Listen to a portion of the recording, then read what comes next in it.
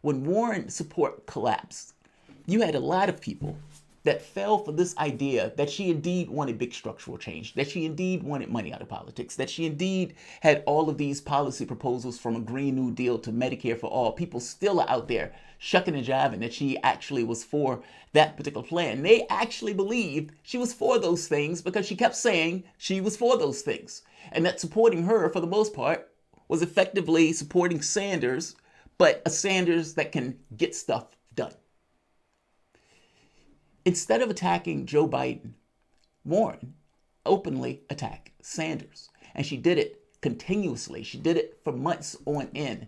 Instead of going after the moderates, instead of dealing and standing in solidarity with the left. Again, many of the people were backing Warren, thinking that these two things were one-to-one, and thinking that basically, even though they were two different campaigns, that a vote for Warren is effectively a vote for the left. That's not how that works, nor is it how it worked. Warren, it became clear that her campaign collapsed. It became clear she wasn't going to win a state. It became clear she wasn't even going to win her own state, let alone the entirety of the Democratic primary. Her campaign started to make the ludicrous argument that in spite not being able to win even one state, in spite not even being able to win her own state, that somehow she was going to be a consensus candidate, that all of these other electors were going to just bestow the votes upon her. Warren has a secondary indignity. But first, just show you what I mean. Instead of turning her fire on the moderates that's consolidated, she turned her fire directly onto Sanders. Listen to her talk about her rock solid values and the hit job she does on Sanders here. At home right now, they're trying to decide between Elizabeth Warren and Bernie Sanders. What's the single policy point or the single point you would argue to them in making that decision? I get real stuff done. I have rock solid values and I get stuff done. I get hard stuff done. I fought for the Consumer Financial Protection Bureau, got that thing enacted and set it up over the space of a year. I can work across the aisle when I need to. I've got a big hearing aid bill that I got through while Donald Trump was president, got it through on a bipartisan basis. And next year, people are going to be able to buy hearing aids over the counter, save them millions of dollars. I don't want to be president just to yell at people. I want to be president to change things. I don't want to be president to yell at people. I want to be president to change things. This was in addition to attacking Sanders on health records, attacking Sanders, this veiled sexist threat. I mean, all of the stuff, accusing him of lying, the Bernie bro stuff, attacking him and his supporters, acting as if his supporters are violent and aggressive. I mean, this was utterly astonishing. Supposedly, somebody who was working supposedly with the left joined in with the establishment Democrats to run with the narrative to attack the left. And indignity of indignities, the person who just sat here say, I have rock solid values, I have rock solid values, who literally stood on stage and accused Sanders of having a super PAC, something that he did not clarify, by the way, but accused him of having a super PAC, then turns around, broke, collapsing campaign, out of money, and accepts a super PAC herself and uses that super PAC. Now, again, she made an argument to all of these people that were supporting and backing Warren that she was not going to take all of this money from these oligarchs, that she wanted big structural change, especially on this notion of campaign finance. And so all of those people who gave Warren the votes in the early states, now you have a situation where she's broke. And the person with rock solid values abandons those values when it's politically convenient and takes $14 million from various Super Tuesday states. She has no capacity to win. She starts attacking Sanders when her campaign collapses. It's clear that the left is choosing Sanders in this case, and the person who is supposedly a friend and ally who's working supposedly with the left is now attacking belligerently the left, leaving the moderates that have consolidated alone, and is now taking money from a super PAC, something that she has openly reviled and attacked the entirety of this campaign in order to stay in the race for Super Tuesday, allowing the vote to be split.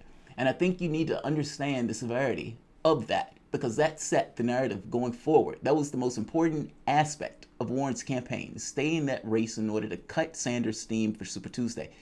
And when Warren finally has to come to account for that, I mean, that's a big dramatic shift to say, I'm not for super PACs, I'm not for super PACs, and all of these people out here with super PACs. Well, to turn around and accept a super PAC, to overtly run in Super Tuesday states, to overtly split the vote, seeing as the moderates had already consolidated at that point. How can you be a friend and ally to the left if it seems that you're openly subverting and hurting the chances of the left? There was a chance in this race that Warren could have gotten out of this race and backed Sanders and actually gave a different narrative. But that's not what happened. Warren ended up with this disingenuous answer. Instead of just saying, look, I was broke, I didn't have any money. So yeah, I was doing what I had to do in order to keep my race going on. No, she didn't say that. Listen to this wokeness, where she invokes the genitalia of the men as being responsible for the reason why she decides to bring on a super PAC for herself. Dozens of times, and I couldn't get a single Democrat to go along with me. Finally, we reached the point a few weeks ago where all of the men who were still in this race and on the debate stage all had either super PACs or they were multi-billionaires and could just, rummage around in their sock drawers and find enough money to be able to fund a campaign. And the only people who didn't have them were the two women. And at that point, there are some women around. The two women. This is put in the language as if this has something to do with sexuality. It has nothing to do with sexuality. Elizabeth Warren was broke. She needed money. She needed a campaign to keep going. Her job for being in the race was to split the vote for Sanders. This was the most important time in order to do that and split the vote for Sanders. She openly attacked Sanders while staying in the race using the super PAC in order to keep her in that race in those Super Tuesday states. And again, this wasn't a bug. This was an essential feature. Like, people keep acting as if all of these people were acting as individual actors. I never thought they were acting as individual actors. I thought they were working as a cohesive party because they were having anti-Sanders meetings. I know Clinton had already told Tom Perez to not let Sanders people take the party. And I know Hillary Clinton was working with Elizabeth Warren behind the scenes.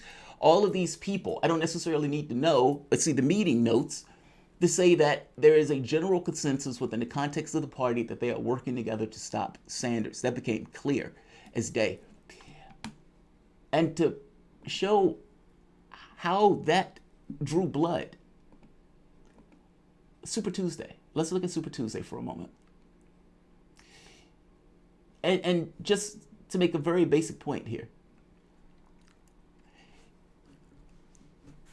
If Elizabeth Warren got into this race and didn't use the left, meaning didn't cut her arguments to be directed to the left, didn't direct her fundraising directed at the left, wasn't making these ideas of big structural change and we need to, campaign finance. If she wasn't making arguments tailor-made, specifically laser focused to the left with a very explicit interest in pulling away Sanders supporters, people who had this belief in real things and that government could do big, real things, well, then fair enough. I wouldn't say that she owes or this was betrayal or anything else. I wouldn't be showing the snake emojis in that situation, but that's not what we got. Warren literally ran this race with the idea of taking support from Sanders, meaning taking support away from people who actually wanted big structural change, who actually wanted to get things done. And those people thought that she was in some way akin to Sanders, meaning an ideological actor that would work in the interests of the left. Well, that didn't happen that way. When Warren flamed out, she ends up attacking that same left, attacking the supporters of that left. So thank you for the cash, thank you for the money, thank you for the support, but at the end of the day, no, you're not going to get my support and trying to help the actual lefty in the race to get over the finish line. Instead, I'm going to get out of the race and continue to attack him as he continues to go his way. How is that not betrayal? Does she not have a responsibility to the people who she went for votes or the people she went for cash? Does she not have a responsibility if she's going to make that particular argument to those particular people who want very specific things in regards to policy? You had all sorts of Elizabeth Warren supporters that were shocked that she didn't come out to back Sanders. I wasn't shocked, but they were shocked.